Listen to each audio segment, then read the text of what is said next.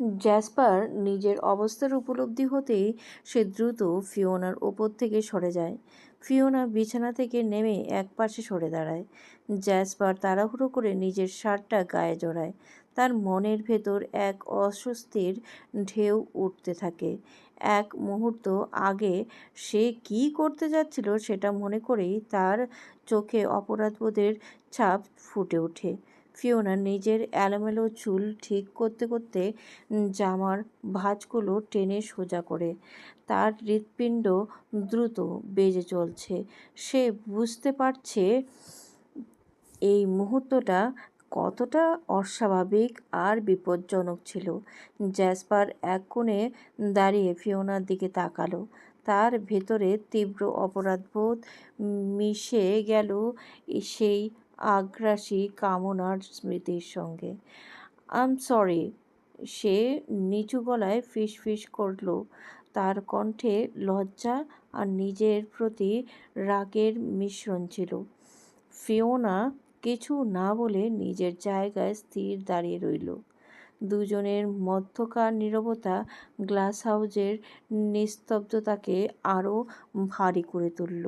অ্যাকোয়ারার কথায় থেরেনিয়াস, অ্যালভিরা আর এথেরিয়ান লিভিং রুমে চলে গিয়েছিল। সব কিছু স্তব্ধ হয়ে গেছে। ফিওনা বুঝতে পারল সবাই চলে গেছে।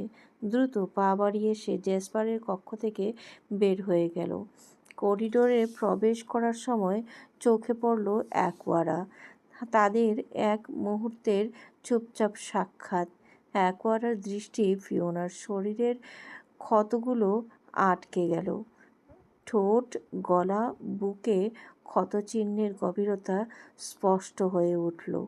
তার মনে এক অদ্ভুত চিন্তা চলে এলো। এটা যদি কেউ দেখে ফেলে? সেই মুহূর্তে কিছু না বলল না, কিন্তু শুধুই চুপ করে দাঁড়িয়ে রইল। ফিওনা নিঃশব্দে নিজের কক্ষের দিকে চলে গেল। মনে হলো কিছুই ঘটেনি। তার মুখের উপর একটি নীরব আত্মবিশ্বাস, কিন্তু গভীর ভিতরে তার মনে এক অস্বস্তি ছিল। অন্যদিকে জ্যাসপার বিছানায় বসেছিল, তার মাথা নিচু, চোখে অস্থিরতার ছাপ। অদ্ভুত এক ধ্বংসাত্মক চিন্তা তার মনকে গ্রাস করছিল। ফিওনার দিকে তাকিয়ে সে জানত তার ভিতরে যে ভালোবাসা উথলে উঠেছে তা একদম অপরিচিত, অজানা। কিন্তু একসাথে সে জানত ফিওনা জানে না তার এই অনুভূতির কথা আরও ভয়াবহ ছিল। সে বুঝতেও পারছিল না ফিওনা তাকে ভালোবেসে কিনা। তার মধ্যে এক প্রচণ্ড দ্বন্দ্ব শুরু হয়ে গেল। কী করা উচিত ছিল? ফিওনার সঙ্গে যা করলো সেটা কি ফিওনা আদৌ মানতে পারবে? তার মনের গভীরে এক গভীর দ্বিধা তাকে তাড়া করছিল, যা জ্যাসপারকে শঙ্কিত করে তুলেছিল। তার মনে গুঞ্জন হচ্ছিল, আমি ফিওনাকে যে ভালোবাসি এটা তো আর ফিওনা জানে না। সে কি আমাকে ভুল বুঝবে? জ্যাসপারের চোখে এক ধরনের অক্ষমতা ফুটে উঠেছিল। এমন এক অন্ধকার যেখান থেকে মুক্তি পাওয়া সম্ভব নয়। ফিওনাকে ভালোবাসার কথা জানানোর আগেই এক বিপদগামী মুহূর্তে তার মধ্যে উথলে ওঠা এক অপ্রতিরোধ্য আকাঙ্ক্ষা জ্যাসপারকে এমন একটি পথ বেছে নিতে বাধ্য করেছিল যেখান থেকে ফিরে আসা কঠিন ছিল। ফিওনার সঙ্গে যা ঘটেছে তা ছিল স্রেফ এক স্বপ্নের মতো, অবচেতনে এক অবর্ণনীয় অনুভূতির তাড়নায় যা তার মাথাকে বেঁধে ফেলেছিল। কিন্তু যখন সেসব মুহূর্তের স্মৃতি একে একে তার মনের ভেসে উঠল, তার হৃদয়ে একটি অসহ্য ভার অনুভূত হলো। কী করেছি আমি? মাথায় এক প্রশ্নটাই শুধু ঘুরছিল। জ্যাসপার জানত সে ফিওনাকে খুব ভালোবাসে, অথচ তা জানাতে আগে এতটা এগিয়ে যাওয়ার কোনো মানেই ছিল না। এখন যখন সে নিজেই নিজের সাথে লড়াই করছে, এক অদ্ভুত অনুতাপ অনুভব করছে। তার মনে হচ্ছে সে ফিওনাকে এক অজানা ভয়ঙ্কর পরিস্থিতিতে ঠেলে দিয়েছে। আমি কি তাকে ক্ষতিগ্রস্ত করেছি? এই চিন্তা তার মনকে ভেঙে ফেলেছিল। ফিওনার প্রতি তার অনুভূতি সঠিক সময়ে প্রকাশ না করতে পারার দুর্বিষহ বোধ তাকে ঘিরে ধরেছিল। ফিওনার সাথে এক মুহূর্তের তীব্র রোমান্স তার জন্য অভিশাপ হয়ে দাঁড়িয়েছিল। তখনও সে জানত না ফিওনা কি তার অনুভূতি বুঝতে পেরেছে বা কখনো তাকে অনুভব করতে পারবে। মুহূর্তেই জ্যাসপার তার চিন্তাগুলি একপাশে ঠেলে দিয়ে একদিকে মাথা ঝাঁকিয়ে দ্রুত ল্যাবের দিকে এগিয়ে যায়। ড্র্যাকনিসের সাথে তার আলোচনার জন্য মনস্থির করেছিল। বুকে অদ্ভুত চাপ অনুভব করলেও তার কাছে মনোযোগ দিতে হবে। ল্যাবের অভ্যন্তরে প্রবেশ করে সে স্ক্রিনে ড্র্যাকনিসের চেহারা দেখতে পায়। ড্র্যাকনিসের চোখের মধ্যে এক ধরনের গর্বের ঝিলিক ছিল, অথচ জ্যাসপার জানত তার জন্য এখনও অনেক কিছু প্রমাণ করা বাকি। কিন্তু এখন সে অল্প সময়ের জন্য তাকে অনুমতি দেওয়া হলো প্রশংসা শোনার। অভিনন্দন মেসন। ড্র্যাকনিসের গভীর কিন্তু মধুর কণ্ঠস্বর স্ক্রিনে প্রতিধ্বনিত হলো। তুমি তোমার প্রথম মিশন সাকসেস করেছো। আমার যে কি আনন্দ হচ্ছে না! আমার অ্যাথেরিয়ান ফিরে এসেছে। ওকে দেখে আমার শান্তি হচ্ছে।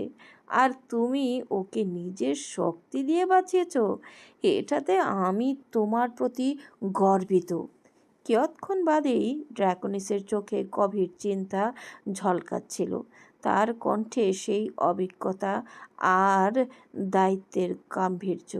জ্যাসপার, এখন কিন্তু আমাদের সবচেয়ে বড় মিশনে নামতে হবে। আর যদি তুমি সেই মিশন সফল না করতে পারো, তাহলে আমাদের পুরো ভেনাস হুমকির মুখে পড়বে। জ্যাসপার কিছু না বলে শুধু মাথা নিচু করে শুনে গেল। সে জানত তার সামনে এখন খুবই কঠিন সময়, তবে ড্র্যাকনিসের প্রতি তার অনুগততা আর বিশ্বাস তাকে দৃঢ় রেখেছিল। ড্র্যাকনিস, আমাদের ভেনাসের পরিস্থিতি সম্বন্ধে জানান। ওখানের এখন কি অবস্থা? জ্যাসপারের প্রশ্ন ছিল একান্ত ব্যক্তিগত, তবে গভীরভাবে ভাবনার দিকে ঝুঁকেছিল। এখানের অবস্থা ক্রমশ খারাপ হচ্ছে।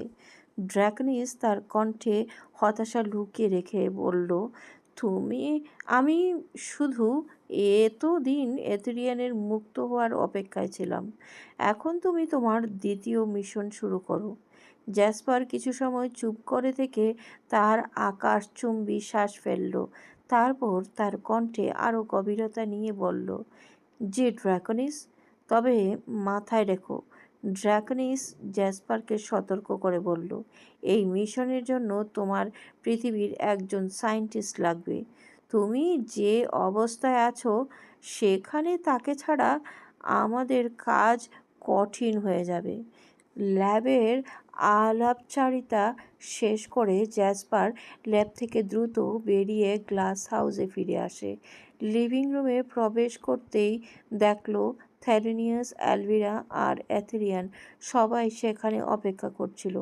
আলোচনার প্রয়োজনীয়তা আর দৃশ্যমান সংকটের কারণে সবাই বুঝতে পারছিল যে সময় খুব কম। থ্যারেনিয়াস জ্যাসপার গভীর কণ্ঠে শুরু করল, আমাদের দ্বিতীয় মিশন শুরু করার সময় এসে গেছে।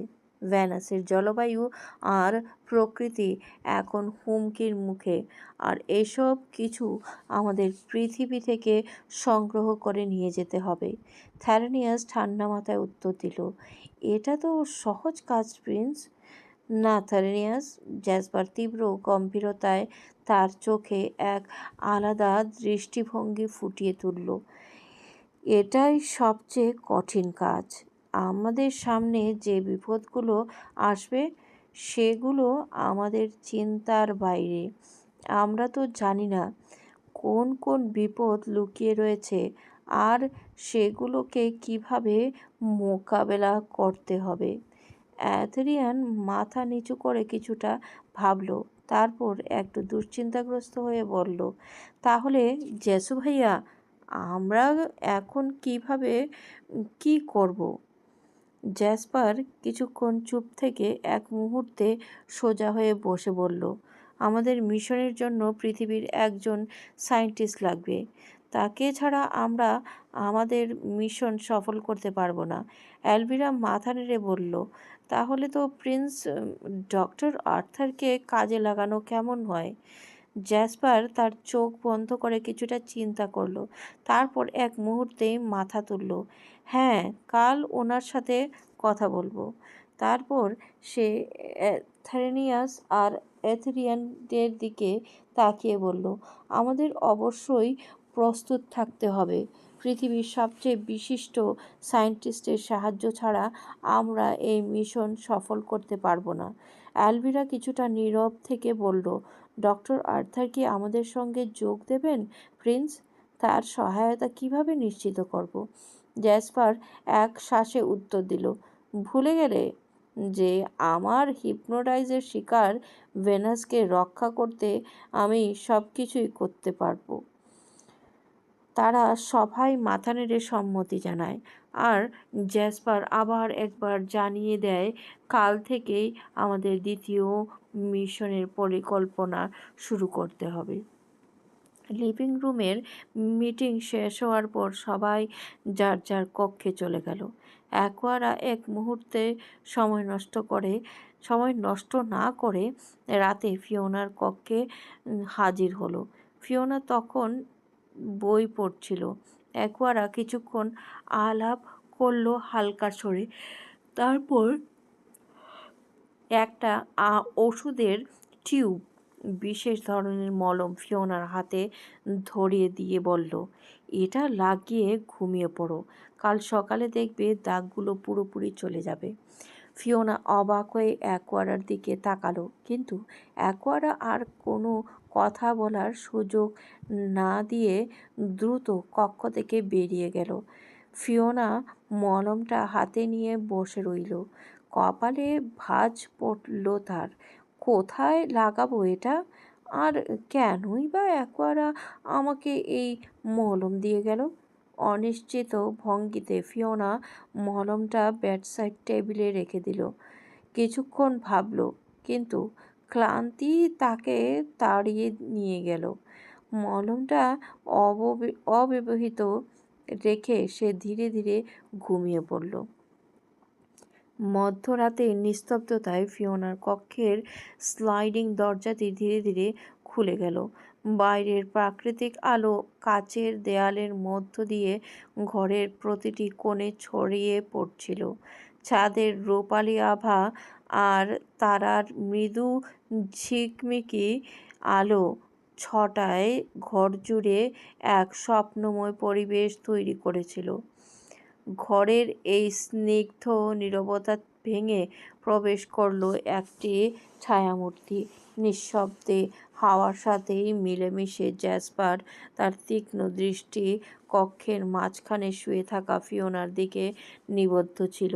ফিওনার গভীর ঘুমে মগ্ন, তার শ্বাস প্রশ্বাসের মৃদু ওঠানামা ঘরের শান্ত পরিবেশকে আরও মোহনীয় করে তুলেছিল। জ্যাসপার ধীরে ধীরে ফিওনার বিছানার কাছে এসে দাঁড়ালো। কাচের দেয়ালে বাইরে থেকে আসা আলো ফিওনার মুখে পড়ে তার কোমল সৌন্দর্যকে আরও মায়াময়ী করে তুলেছিল। তার এলোমেলো চুলগুলো বালিশের চারপাশে ছড়িয়ে পড়ছিল, কোনো শিল্পীর হাতে আঁকা নিখুঁত এক চিত্র। জ্যাসপার বিছানায় ফিওনার সামনে বসে নিচু হয়ে ফিওনার দিকে ঝুঁকল। তার চোখে এক গভীর সৃষ্টি। এই এক মুহূর্তেই সে পৃথিবীর সমস্ত সৌন্দর্য আবিষ্কার করেছে। ফিসফিস করে সে বলল, শব্দগুলো তার নিজের কাছেই উদ্দেশ্যহীনতা। হামিং বার্ড, তুমি একটা কোমল, এতটা নাজুক, মনে হয় এই বিশ্বের সৃষ্টির বাইরে কিছু, অথচ তুমি এখন আমার কাছে, আমার পাশে। তার কথাগুলো মৃদু বাতাসের মতো ফিওনার মুখে এসে পড়ছিল।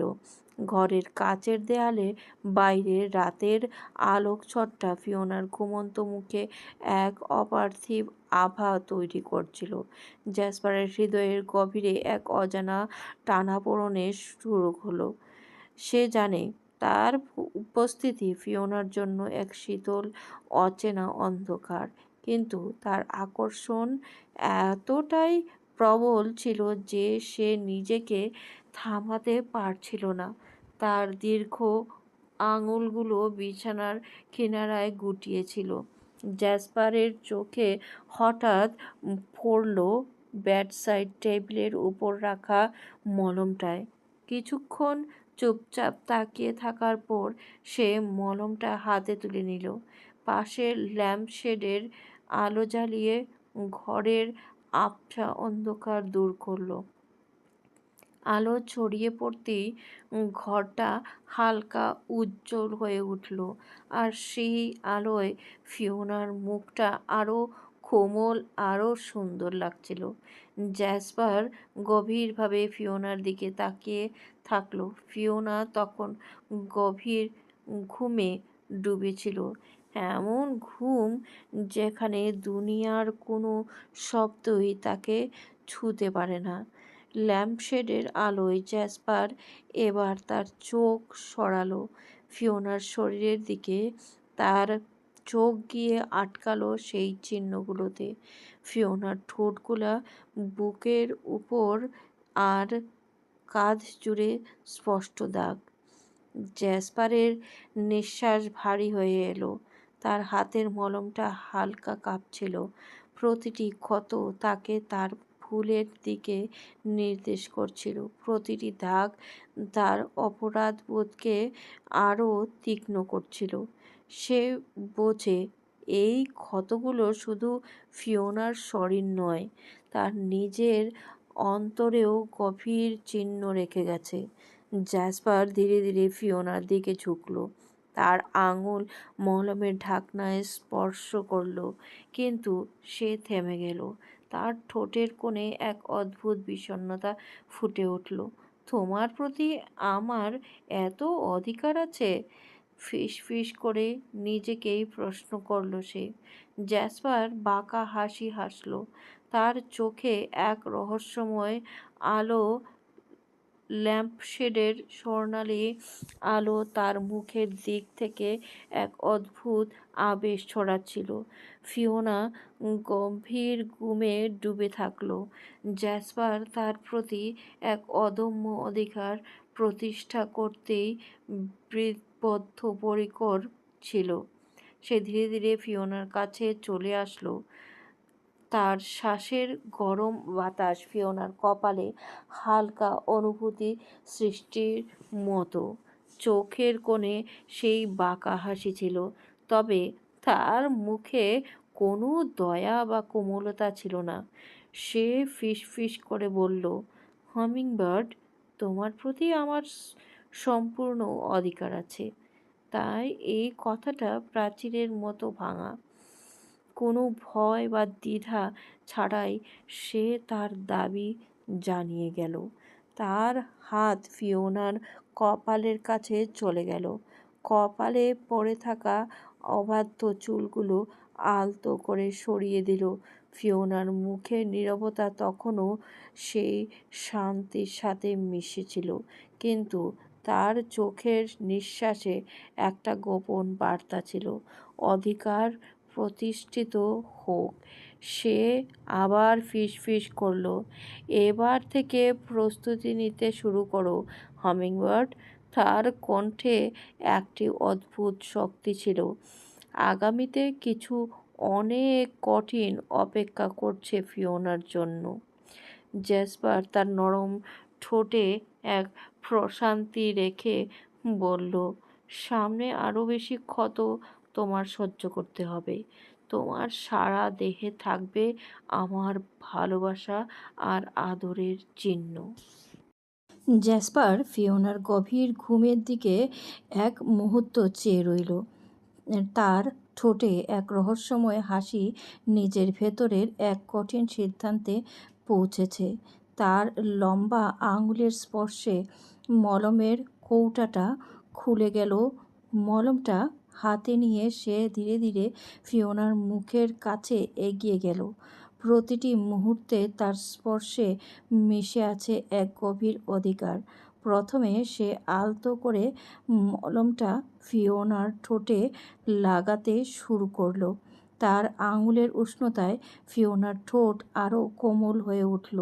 চাঁদের আলোতে ঠোঁটের সেই ক্ষতগুলো স্পষ্ট দেখা যাচ্ছিল। আর জ্যাসপার যত্নের সাথে প্রতিটা জায়গায় মলম মাখাতে লাগলো। সে নিজের হাতে সেই যন্ত্রণা মুছে দিচ্ছে। এরপর তার হাত ধীরে ধীরে নিচে নেমে এলো। ফিওনার গলার দাগগুলোতে আলতো করে মলম লাগালো। আঙুলের প্রতিটি ছোঁয়ায় এক নিঃশব্দ ভালোবাসার প্রতিচ্ছবি।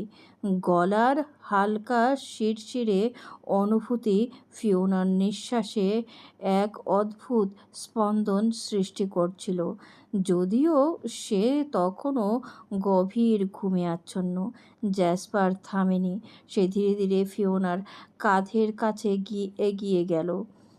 সাদা সিল্কের নাইট ড্রেসের স্ট্র্যাপ আর আঙুলের সামান্য ধাক্কায় একপাশে সরে গেল। আর কাঁধের ওপরের আঁচড়ের দাগগুলো স্পষ্ট হয়ে উঠল। সে গভীর মনোযোগ দিয়ে সেখানে মলম লাগাতে শুরু করলো। তার প্রতিটি স্পর্শেই দাগগুলো মিলিয়ে যেতে বাধ্য। এরপর তার দৃষ্টি সরে গেল ফিওনার বুকের উপরের দিকে। মলমের নরম পরশ তার আঙুলের ছোঁয়ায় বুকে ছড়িয়ে পড়ছিল। প্রতিটি জায়গায় মলম লাগানোর সময় তার চোখে ছিল একাধারে গভীর যত্ন আর এক ধরনের কঠিন দাবি। সবশেষে জ্যাসপার ফিওনার সাদা সিল্কের নাইট ড্রেসের নিচে নেমে থাকা ক্ষতগুলো লক্ষ্য করল। সে ধীরে ধীরে ড্রেসটা হাঁটুর উপর পর্যন্ত তুলে আনলো। চাঁদের আলো ফিওনার মসৃণ ত্বকের ওপরে রূপোলি আভা ছড়াচ্ছিল। জ্যাসপার থাইয়ের আঁচড়ের দাগগুলোতে মলম লাগাতে শুরু করলো। তার আঙুল প্রতিটি ক্ষত স্পর্শ করে যত্নের সাথে এগিয়ে যাচ্ছিল। তার প্রতিটি ছোঁয়ায় এক অনির্বাচনীয় কোমলতা আর অধিকার মিশেছিল। মলম লাগানো শেষ হলে জ্যাসপার একটু দূরে সরে বসল। তার চোখে ছিল গভীর তৃপ্তি আর ঠোঁটে সেই রহস্যময় বাঁকা হাসি। সে একবার ফিওনার মুখের দিকে তাকালো, নিশ্চিত করতে চাইল যে তার প্রেয়সী আর কোনো যন্ত্রণা অনুভব করছে না। জ্যাসপার মলমটার দিকে তাকিয়ে হালকা হাসল। মলমটাকে হাতে তুলে নিয়ে একবার চাঁদের আলোয় ধরে দেখল সেই ছোট্ট জিনিসটাকেও নিজের ক্ষমতার কাছে নত হতে বাধ্য করছে। তারপর এক ধীর গভীর স্বরে ফিসফিস করে বলল, তুই জানিস তোর কপাল কত ভালো? জ্যাসপার অরিজিন দেয়া ভালোবাসার ওপর তুই প্রলেপ বসানোর সুযোগ পেয়েছিস। এর চেয়ে বড় সৌভাগ্য আর কি হতে পারে? জ্যাসপার মলমটা ধীরে ধীরে পাশে রেখে দিল। তার হাত এক মুহূর্তে থেমে রইল, কিছু একটা অনুভব করছে। তারপর সে আবার ফিওনার দিকে ঝুঁকে পড়ল। ফিওনার ঘুমন্ত মুখের দিকে গভীরভাবে তাকিয়ে তার ঠোঁটের কোণে এক গভীর মৃদু হাসি ফুটে উঠল। চাঁদের আলোতে ফিওনার মুখটা সাদা সিল্কের মতো উজ্জ্বল দেখাচ্ছিল। আর তার বাদামি চুলগুলো বালিশে ছড়িয়ে পড়ে সাগরের ঢেউয়ের মতো নরম দেখা যাচ্ছিল। জ্যাসপার তার মুখের 1 ইঞ্চি দূরে এসে ফিসফিস করে বলল, হামিংবার্ড, তুমি জানো তুমি আমার কি? তুমি আমার সেই অমোঘ ভালোবাসা, যাকে আমি ভেনাসের আকাশ পাড়ি দিয়ে 41 মিলিয়ন কিলোমিটার অতিক্রম করে এই পৃথিবীর ক্ষুদ্র ভূখণ্ডে এসে খুঁজে পেয়েছি। তুমি আমার সব কিছু, আর আমি তোমার থেকে কিছুতেই দূরে থাকতে পারবো না। তার কণ্ঠস্বর গভীর ছিল, কিন্তু তাতে এক ধরনের কোমলতা আর অধিকার মিশেছিল। তার চোখে ভেসে উঠছিল এক প্রবল ভালোবাসা, যা সে প্রকাশ করতে ভয় পায়, কিন্তু আড়ালও করতে পারে না। জ্যাসপার ধীরে ধীরে আরও নিচু হয়ে ফিওনার কানের কাছে ফিস ফিস করে বলল, আর তোমাকেও আমায় ভালোবাসতে হবে হামিংবার্ড। তোমার সমস্ত পৃথিবী হতে হবে জ্যাসপার অরিজিন। তার কণ্ঠস্বর গভীর, ভারী আর দৃঢ় ছিল। মনে হলো এই কথাগুলো কোনো আদেশ, কোনো শর্ত নয়, বরং তার আত্মার গভীর থেকে উঠে আসা ঘোষণা। ফিওনার নিঃশ্বাসে মৃদু ওঠানামা তার ঘুমন্ত অবস্থাকে এক ধরনের রহস্যময় আবেশ এনে দিয়েছিল। জ্যাসপার তার দিকে আরও ঝুঁকে পড়ে, নিঃশ্বাস বন্ধ করে এক মুহূর্তের জন্য তার মুখের কাছে এসে থামল। আর যদি সেটা না হয়? জ্যাসপারের কণ্ঠস্বর হঠাৎ তীব্র হয়ে উঠল। ভেতরে থাকা এক দানব বেরিয়ে আসতে চাইছে। তার চোখে রক্তিম আভা ফুটে উঠল। তবে এই জ্যাসপার অরিজিন পুরো পৃথিবী ধ্বংস করে দিবে, জ্বালিয়ে দিবে তার অগ্নি দিয়ে। তার শব্দগুলো শপথের মতো শোনাচ্ছিল, এক ভয়ঙ্কর শপথ যা পৃথিবীকে ঝাঁকুনি দিয়ে জাগিয়ে দিতে পারে। জ্যাসপার কয়েক মুহূর্ত চুপ করে রইল, ফিওনার মুখের প্রতিটি ভাঁজ গভীরভাবে লক্ষ্য করল। তারপর তার ঠোঁটের কোণে এক বাঁকা হাসি ফুটে উঠল। তুমি আমাকেই ভালোবাসবে হামিংবার্ড, আমার থেকে পালানোর কোনো পথ নেই। তারপর সে নিজের ভেতরের আগুনকে শান্ত করে ধীরে ধীরে উঠে দাঁড়ালো। কক্ষ থেকে বের হওয়ার আগে সে একবার ফিওনার দিকে ফিরে তাকালো। জ্যাসপার মৃদু হেসে ফিস ফিস করে বলে উঠল, ইউ আর মাইন ফরএভার। পরের দিন সকালে ফিওনা ধীরে ধীরে ঘুম থেকে জেগে উঠল। কাচের দেয়াল ভেদ করে আসা সূর্যের আলো তার চোখে এসে পড়ছিল। একটু ঝিম মেরে বিছানায় বসে থাকল সে। গতকালের ঘটনাগুলো এখনও তার মনকে আচ্ছন্ন করে রেখেছে, কিন্তু নিজেকে সামলে নিয়ে সে দ্রুত উঠে দাঁড়ালো। নিজের চুলগুলো ঝটপট ঠিক করে একটি হালকা রঙের জিন্সের শার্ট আর খয়েরি টপস পরে নিচে চলে এলো। গ্লাস হাউসটা সকালের রোদে ঝলমল করছিল, প্রতিটি কোণ নীরব। শুধু কিচেন থেকে আসা হালকা ধাতব শব্দ আর সুগন্ধে বোঝা যাচ্ছিল কেউ একজন সেখানে ব্যস্ত। ফিওনা কিচেনে ঢুকতেই দেখল অ্যাকোয়ারা ইতিমধ্যে নাস্তার আয়োজন করছে। তার পরনে ছিল হালকা নীল রঙের পোশাক। রান্নার প্রতি তার দক্ষতা দেখে ফিওনার মনে একটু বিস্ময় জাগলো। সকাল সকাল আমাকে ছাড়াই কাজ শুরু করে দিয়েছো কেন অ্যাকো? ফিওনা বলল, কিচেনের এক কোণে দাঁড়িয়ে। অ্যাকোয়ারা এক মুহূর্ত থেমে মৃদু হেসে বলল, হ্যাঁ, তুমি তো ঘুমিয়েছিলে, ভাবলাম তুমি ক্লান্ত, তাই আর ডাকিনি। ফিওনা মাথা নাড়ল। কী করতে হবে বলো? অ্যাকোয়ারা ফিওনার দিকে এক ঝলক তাকিয়ে বলল, ডিমগুলো ফেটিয়ে দাও, আমি প্যানটা গরম করছি। ফিওনা হাতা আর কাঁসা নিয়ে ডিমগুলো দ্রুত ফেটাতে শুরু করলো। কিচেনের পরিবেশটা হালকা হয়ে এলো। মৃদু কথোপকথনের মাঝে অ্যাকোয়ারা মাঝে মাঝে ফিওনার দিকে তাকাচ্ছিল। তার কিছু বলার ছিল, কিন্তু বলছিল না। ডাইনিং টেবিলে সাজানো শেষ হয়ে গেল। অ্যাকোয়ারা মনোযোগ দিয়ে টেবিলের এক কোণায় থালা আর বাটিগুলো সাজাচ্ছিল, আর ফিওনা কিচেনে ব্যস্ত ছিল খাবারের বাকি কাজ করতে। সূর্যের আলোয় পুরো লিভিং রুমটা ঝলমল করে উঠছিল। ইতিমধ্যে জ্যাসপার, এথেরিয়ান, আলভিরা আর থেরেনিয়াস একে একে ডাইনিং টেবিলে এসে বসছিল। থেথিরিয়ান পিঁপড়ের মতো দ্রুত হাত বাড়িয়ে খাবারের দিকে তাকিয়েছিল। খাবারের উপস্থিতি দেখে তার মুখে উল্লাসের হাসি ফুটে উঠল। জ্যাসু ভাইয়া, এত সুন্দর সুন্দর খাবার কে তৈরি করেছে? উফ, কত দিন এই ধরনের খাবার খাইনি। সারাদিন কেমিক্যাল দিয়ে রেখেছিল আমাকে, অ্যাথেরিয়ান আনন্দের সাথে বলল। অ্যাথেরিয়ান ব্যাটটা তুলে মুখে পুরতে যাবার সময় হঠাৎ চোখে পড়ল ফিওনা কিচেন থেকে জেসুর জগ নিয়ে জুসের জগ নিয়ে ডাইনিং টেবিলে দিকে আসছে। এক সেকেন্ডের জন্য অ্যাথেরিয়ান চোখ থেমে গেল ফিওনার দিকে। তার হাত থেকে ব্রেড পড়ে গেল, মুখ খুলে গেল অবাক দৃষ্টিতে। ফিওনার উপস্থিতি একটা আকর্ষণীয় ছিল যে অ্যাথেরিয়ান মন্ত্রমুগ্ধ হয়ে তাকিয়ে রইল।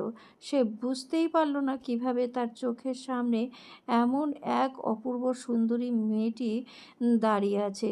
ফিওনার বাদামি চুল, তার কোমল মুখাবয়ব, তার লাবণ্যময় চোখ, সব কিছু এক অন্য দুনিয়ার সুন্দরী। অ্যাথেরিয়ান অবশেষে নিজেকে সামলাতে পেরে জিজ্ঞেস করলো, জেসু ভাইয়া, এই মেয়েটাকে? ফিওনার দিকে চেয়ে জেসপার কোনো কিছু না বুঝেই বলল, ওর নাম ফিওনা, গ্লাস হাউসের শেফ। অ্যাথেরিয়ান আবার তাকালো ফিওনার দিকে। তার মুখে প্রশংসার এক ঝলক ছিল। এত সুন্দর দেখতে শেফ কোথায় পেলে? অ্যাকোয়ারা হালকা হাসি দিয়ে বলল, ও হিউম্যান গার্ল। অ্যাথেরিয়ান অবাক হয়ে বলল, হিউম্যান? তাও আমাদের গ্লাস হাউসে? এই জন্যই তো বলি ভেনাসের কেউ তো এমন দেখতে হয় না, এতটা কোমলমতি সুন্দর। জ্যাসপার একটু রুদ্ধ মনে একটু বিরক্তি দিয়ে বলল, খাবারের সময় এত কথা বলতে নেই, ভুলে গেছিস? ডাইনিং টেবিলের চারপাশে সবার মধ্যে এক ধরনের অস্বস্তি ছড়িয়ে পড়েছিল। ফিওনা জুস ঢেলে যাচ্ছিল, একে একে সবাই খাচ্ছিল, কিন্তু অ্যাথেরিয়ান তার চোখে এখনও ফিওনার প্রতি মুগ্ধতা স্পষ্ট। কিছু একটা বলতে চাইছিল, তবে তার কথায় ছিল এক ধরনের অস্বাভাবিক তীব্রতা। অ্যাথেরিয়ান ফোঁস করে বলল, হাই, আমার নাম অ্যাথেরিয়ান। তার কথায় একটা উন্মত্ততা ছিল। সে চায় ফিওনার সাথে বন্ধুত্ব শুরু করতে, কিন্তু সে জানতো না ফিওনা কি তার এই আকর্ষণকে গ্রহণ করবে না, কি সে কোনো বিশেষ উত্তর দেবে না। ফিওনা কিছু বলল না, তবে তার চোখে দৃঢ়ভাবে কিছুটা চিন্তা ফুটে উঠল। সে জানত এই অ্যাথেরিয়ানই সেই ড্র্যাগন যাকে তার গ্র্যান্ডপা আটকে রেখেছিল, আর যার জন্যই জ্যাসপার তাকে কিডন্যাপ করে এই গ্লাস হাউসে নিয়ে এসেছিল। সেই মুহূর্তে ফিওনার হৃদয়ে এক ধরনের টানাপোড়েন চলছিল। তার চোখের আড়ালে ছিল অনেক কষ্ট, অনেক প্রশ্ন, কিন্তু সে চুপ থাকল। অ্যাথেরিয়ান তার আগের উত্তেজনাকে অব্যাহত রেখে বলে উঠল, বাই দ্য ওয়ে, তোমাকে কষ্ট করে আমাকে এত বড় নামে ডাকতে হবে না। তুমি আমায় রিয়ন বলে ডাকবে, আর আমি তোমাকে ওনা বলে ডাকবো। তখনই অপ্রত্যাশিতভাবে জ্যাসপার তীব্র এক রাগান্বিত দৃষ্টিতে তাকালো। তার চোখে একটা ঝলক ছিল কিছু একটা ভেঙে যাওয়ার। তারপর সে নিজের রাগ সামলাতে না পেরে ফিওনাকে গর্জে উঠল, Fiona, get out from here. তার গলা ছিল কঠিন, তার প্রত্যেকটি শব্দ খোঁচা দিচ্ছিল ফিওনাকে। ফিওনার চোখে এক মুহূর্তের জন্য হালকা কম্পন দেখা দিল। সে কখনোই এমন অভিজ্ঞতার মুখোমুখি হয়নি। বাকিরা অস্বস্তি নিয়ে একে একে চুপ হয়ে গেল। অ্যাকোয়ারা, আলভিরা, থারেনিয়াস সবাই স্তব্ধ। তাদের মাঝে নীরবতা ছড়িয়ে পড়ল। ফিওনার চোখে হালকা পানি জমে উঠেছিল। সে কোনো শব্দ না করে ধীরে পায়ে ডাইনিং রুম থেকে বের হয়ে গেল। তার ভেতরে এক ধরনের শূন্যতা ছড়িয়ে পড়ছিল, একটা কষ্ট যা তাকে ভেতরে ভেতরে গ্রাস করে চলছিল। অন্যদিকে অ্যাথুরিয়ান হঠাৎ ফিওনার পরিবর্তনের দৃশ্য দেখে মন্তব্য করতে গিয়ে বলল, উফ, জ্যাসু ভাইয়া, এমন ফুলের মতো সুন্দর কোমল একটা মেয়েকে কেউ এভাবে ধমক দিয়ে কাঁদায়? তার কথা ছিল মৃদু, কিন্তু তাতেও কিছুটা মিষ্টি রূপের আভাস ছিল। সে সত্যিই ফিওনার প্রতি মুগ্ধ। কিন্তু তার এই মন্তব্য এক মুহূর্তের জন্য জ্যাসপারের খেয়াল থেকে পড়ে না গেল। সে এক দৃষ্টিতে অ্যাথেরিয়ানের দিকে তাকালো। তীব্র এক গর্জন, প্রতিটি শব্দে হুংকার ছিল। তার চোখে অগ্নির মতো উত্তেজনা ছিল। প্রতিটি বর্ণ দাগ কেটে যাবে অ্যাথেরিয়ানের প্রতি। অ্যাথেরিয়ান তৎক্ষণাৎ গম্ভীর হয়ে মাথা নিচু করল। সে বুঝতে পেরেছে তার কথায় কোনো ভুল হয়ে গেছে। তার ভাবভঙ্গিতে স্পষ্ট হয়ে উঠছিল যে সে আর কিছু বলতে চাচ্ছে না। টেবিলের চারপাশের অস্বস্তি নেমে এলো। বাকিরা একে একে নিজেদের খাবারের মনোনিবেশ করল, যেন কিছু হয়নি। কেবল তাদের মধ্যে একটা গভীর নীরবতা ভর করেছিল। জ্যাসপার চুপচাপ বসেছিল, তার মুখাবয়বে কিছুটা শীতল, কিছুটা কঠোর। ফিওনার এভাবে চলে যাওয়া জ্যাসপারের ভেতরে অস্থিরতার চাপ রেখে গেছে।